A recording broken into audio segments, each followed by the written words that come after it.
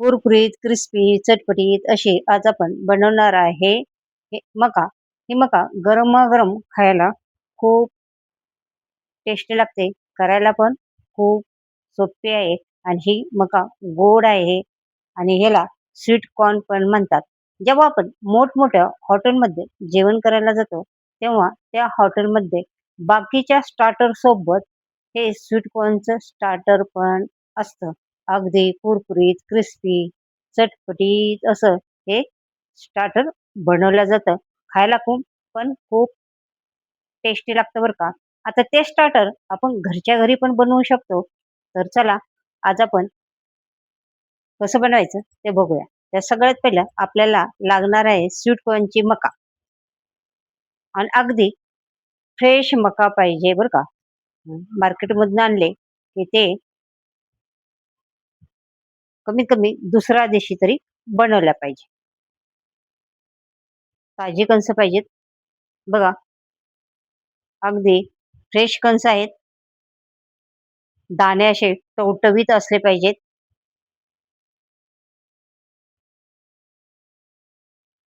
आता कणसं आणले की कधीही ही कणसं आपल्याला सोलून ठेवायचे नाहीयेत. असे छिलक्यासहित ठेवायचे आहेत. त्याच्यामुळं ते ताजे राहतात.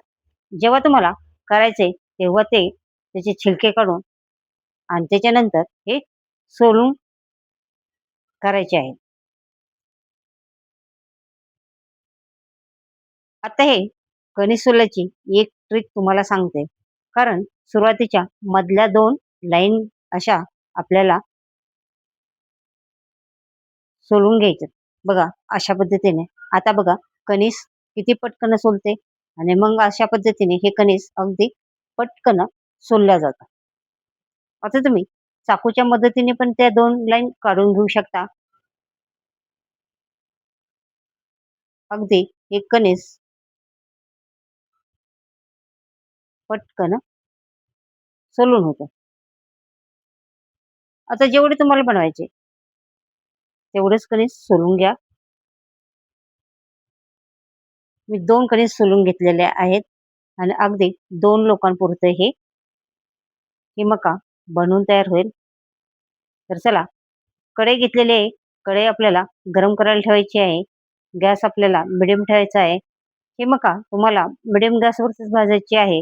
कमी गॅसवरती तर तुम्ही ही मका भाजली तर वातड होईल आणि फुल गॅसवरती जर ही मका भाजली तर पटकन अशी करपेल आणि ती कच्ची पण राहील आणि टेस्ट पण लागणार नाही आणि करपट वास येईल.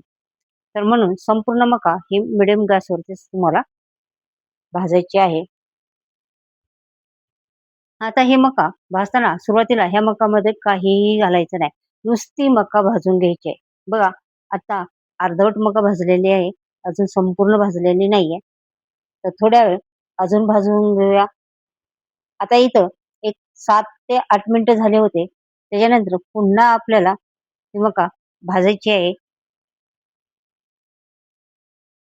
बघा जसं भाजत जाते तसतसा कलर चेंज होतोय आणि सतत हलवत राहायचे आहे. नाहीतर काय होईल एका साईडने अशी खूप असे काळपट होईल आणि एका बाजूने कच्ची राहील. त्यामुळं सतत हलवायचे म्हणजे एकसारखी भाजल्या जाते. बघा आता आपली मका भाजून झालेली आहे. एकसारखा रंग आलेला आहे. आता इथं 2 चमचे आपल्याला इथं तेल घालायचं आहे. छोटे 2 चमचे बरं का. खूप जास्त तेल घालायचं नाहीये. 1 चमचा घातला तरी चालेल. आता हे इथं तेल घातल्यावर चांगलं मिक्स करायचं आहे.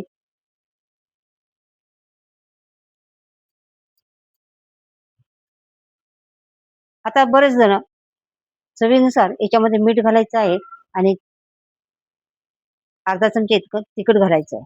बरेच जण काय करतात सुरुवातीला तेल घालतात आणि त्याच्यानंतर ही मका भाजायला ठेवतात.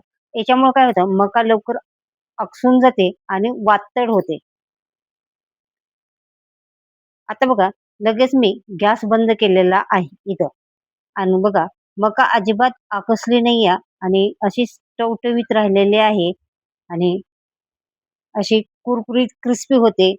वरून कुरकुरीत क्रिस्पी आतून अशी मऊ लागते. तर ही मका करायला खूप सोपी आहे. खायला खूप टेस्टी लागते आणि ही जर गरमागरम मुलांना अशी जेव्हा त्यांना छोटी-मोठी भूक असते, ह्या भुकेच्या वेळेस तुम्ही करून दिले, तर वाह! याच्यापेक्षा हेल्दी आणि पौष्टिक दुसरं काही असू शकत नाही या आणि चहासोबत गरमागरम हे स्टार्टर पण तुम्ही सर्व्ह करू शकता. तर ही मका आपण खाऊन बघूया. जसं आपण 5 स्टार हॉटेलमध्ये जाऊन खातो, तशीच ह्याची टेस्ट पण लागते बरं का. कुरकुरीत, क्रिस्पी, चटपटीत. हे नक्की करून बघा. अशाच किचन चॅनलवरती नवीन असाल तर चॅनलला सबस्क्राईब करा.